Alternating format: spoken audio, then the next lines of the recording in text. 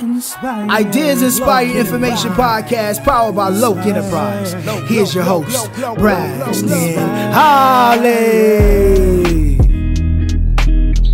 Ladies and gentlemen, welcome to another episode of Ideas Inspired Information. And we are here again on a different couch in a different location with Ariel. Ariel. How are you? Yeah, I'm good. Doing good today? I'm good. Oh, that explains it. Y'all gonna let me talk? In a minute. But tell us about what you do and who you are. So I am a doctor of physical therapy. I went to Alabama State for my graduate degree, and I had a clinical doctorate that I received from there. My title is Ariel Johnson, PT, DPT. So I'm a travel physical therapist with a company. So I just go to different clinics where they're understaffed, and I kind of serve the need that they need for the clinicians to kind of help out with the patients there. Nice, All nice. right. That A explains mouthful, it. to say the least. So if y'all have been following, we haven't really kind of made a point to do this, but today I want to, so that you can kind of follow along, understand what we're talking about before we start talking about it, so to speak. All right, so yeah, we're here to speak about Ariel and how she kind of feels is very important for representation in leadership roles or professional setting when it comes to Black people or any kind of minority, kind of what that looks like and why it's important. So to start off, Ariel, we kind of had a conversation a couple weeks ago. Wait. With that being said, Ariel, what idea inspired your information? True. Inspired my information? Yes. What do you mean as far as being a DPT and going on that journey throughout that school? career path? Yeah. So I went to a magnet school in Montgomery. I don't know, like, people are familiar with magnet schools, but they kind of are a little bit proactive in making sure you like find that career path and the direction you want to go. So I've always kind of had that push to kind of look for some type of higher education or career path that really makes me feel fulfilled and purposeful. So I was looking at different career paths in high school, and physical therapy happened to be one of them. I had the opportunity of shadowing with physical therapists and like the VA in a private practice clinic. And it was something that I enjoyed and I thought I might like just because I was an athlete in high school. But when I actually got to college and started following that career path, I really fell in love with like that profession when I started working as a tech, kind of helping out under some clinicians. And I think that's what really bolstered my like perspective on like the diversity and all, because that's where I found my role model, a lot of Black clinicians at the hospital I was working at. Anyone specific?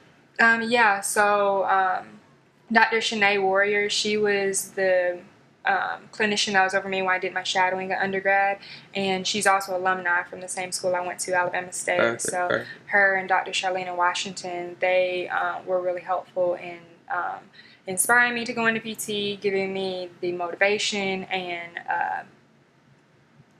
the recommendation letters and all of that I kind of needed to kind of feel able to propel into that next chapter of my life. Yeah, that's good. Role models are very important. As far as mentors as well, because they've already lived life, and we need the guidance that we don't know we need at some point. So yeah. Yes. As soon as we quit, stop being hard-headed and actually listen to the advice we get. Yeah. So when it comes to leadership, is that something that you always kind of wanted to jump into in your profession, or is it kind of like, did you stumble upon it? You know, how does that work? I've always had an outgoing personality as far as like leadership goes, and I've realized that early on. I'm like, okay, I can see myself in leadership, but I've always felt like I want it to be like the assistant manager type. Like I want it to be the person right under the person that's in charge, so that way if like everything hits the fan, they get in trouble and I don't. So I've had that kind of perspective, but I've still kind of had that know about myself where if there was a lack of leadership around me, I have no problem like filling in those shoes and kind of getting things and getting the ball rolling. That's kind of in a position I've been put in like some of the places that I go to, being understaffed, being a traveler. So it's not something I'm like, I want to be a leader. I definitely had like the dream like everybody when they were little, like I'm going to be the next Barack Obama, Michelle Obama, but yeah. I feel that. So I get a firsthand kind of look at that. I mean, obviously you do too, working in the clinic, and I also work in the clinic. So, my clinic director, she runs school. She runs 2 locations. Ooh, I was about to mess up.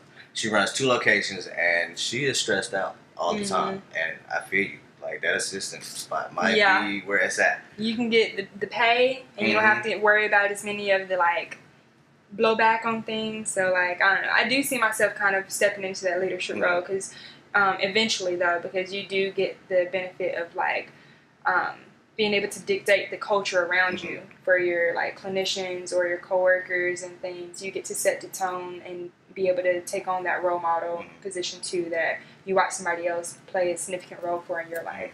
This is my bad, bro. I saw you. No, go ahead. This is kind of unrelated, but how do you feel about the hospitals or the clinics that'll hire someone?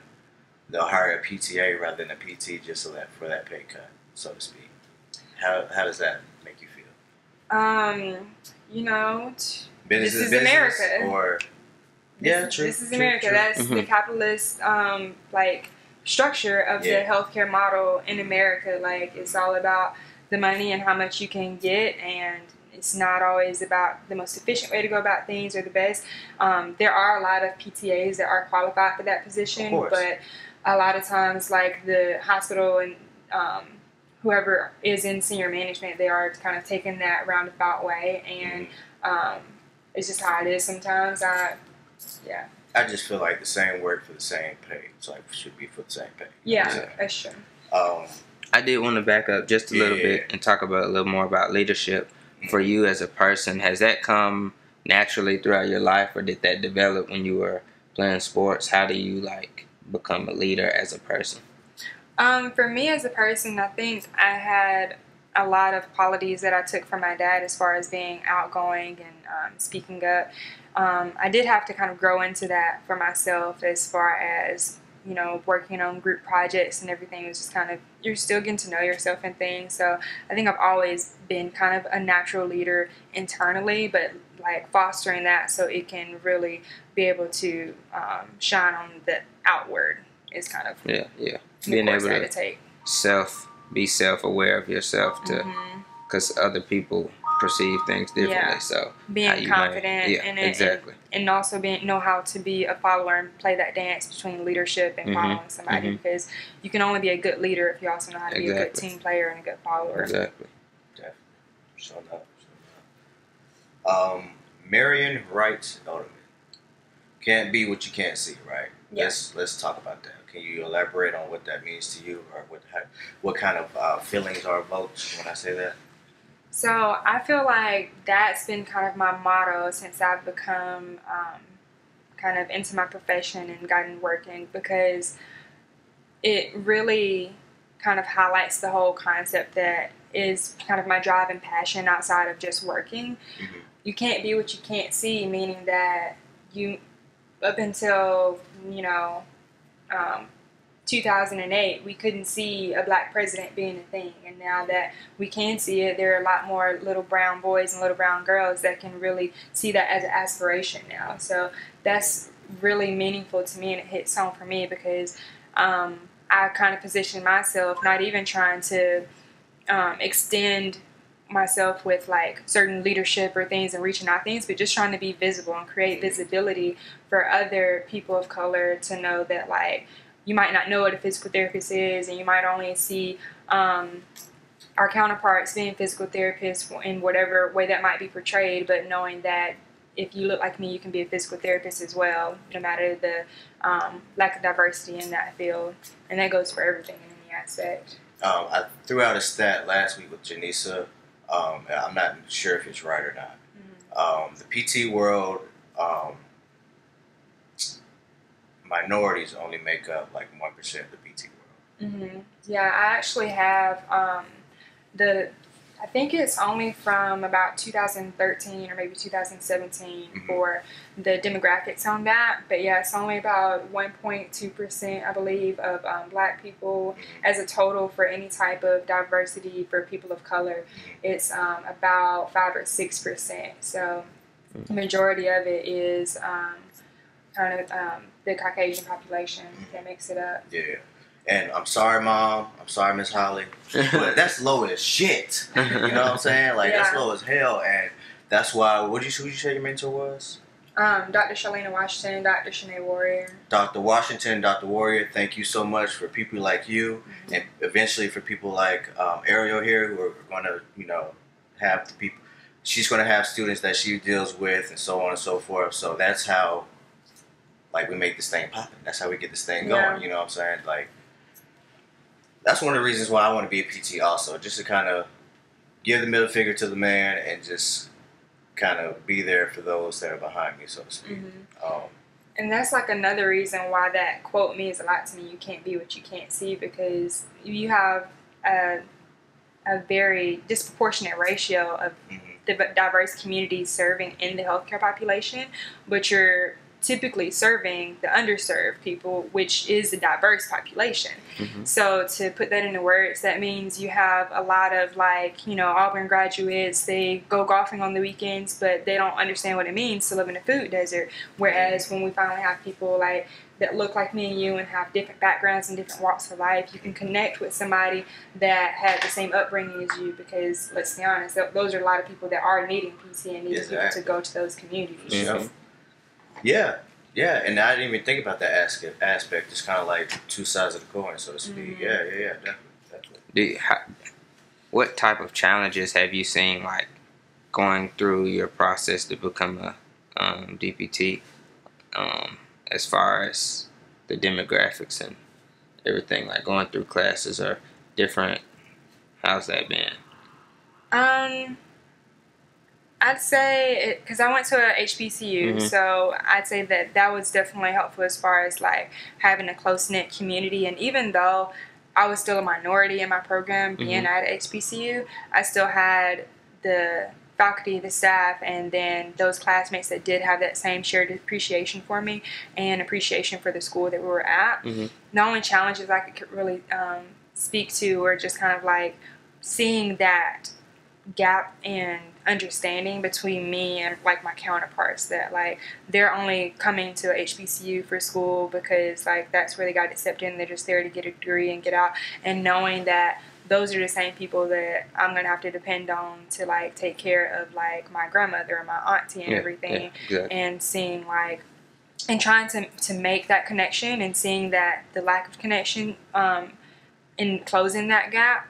So that was one of the hardest things, because I was inclined to take that leadership role and be like, hey, let's all talk about each other's backgrounds, walk of life, so we can diversify ourselves for, like, the people we serve. I actually heard about a couple of those conversations, and shit got intense. Yeah. It's very interesting being at HBCU and being a minority still. Right. That's a whole nother, I wouldn't say problem, but a whole nother, like, social thing to kind of look at within itself. Okay, so we're talking about leadership, we're talking about all this stuff. Can I tell y'all a story to kind of bring this all together on why we're talking about this stuff and the point we're trying to make? Okay, so as y'all know already, or should know already, I'm a physical therapy tech, which means I do all the stuff that therapists don't necessarily want to do, or the things that really, really help the machine work, so to speak. I'm the oil in the engine. So I was talking with the patient, hooking up on ice one day, and she just kind of turned and looked at me. She was like, hey, did you hear about Jeep Grand Cherokee trying to change? Like, people want them to change the name because of, you know, Native Americans and Cherokee and all that good stuff. And I'm like, no, I didn't hear about that. That's interesting. She was like, yeah, I think it's crazy. That car company has been around so long, blah, blah, blah, blah. And now they're just trying to do it. I'm like, well, you know, just having a conversation, trying to be respectful at the same time. I'm like, well, you know, how would you feel if, like, your entire race was just reduced to, like, a car company? You know what I mean? Like, that's not. She's like, well, it's kind of a badge of honor, so to speak. It's kind of like, you know, we respect you and blah, blah, blah, blah. And I'm like, well, you know, it's a car still, though, so I just don't, like, when I see the Jeep Grand Cherokee, I see a Jeep. Like, I don't see anything Cherokee about it, you know what I mean? Sounds like the perfect argument for appropriation. I'd say. Exactly. It's a badge of honor. Right. So that was that conversation, and we kind of came to an agree to disagree kind of moment. And then this is like the longest ice session ever, because she had 2 ice packs on both shoulders. It was a lot. But she looks and says, well, what about Aunt Jemima? I'm like, this lady just went to Aunt Jemima.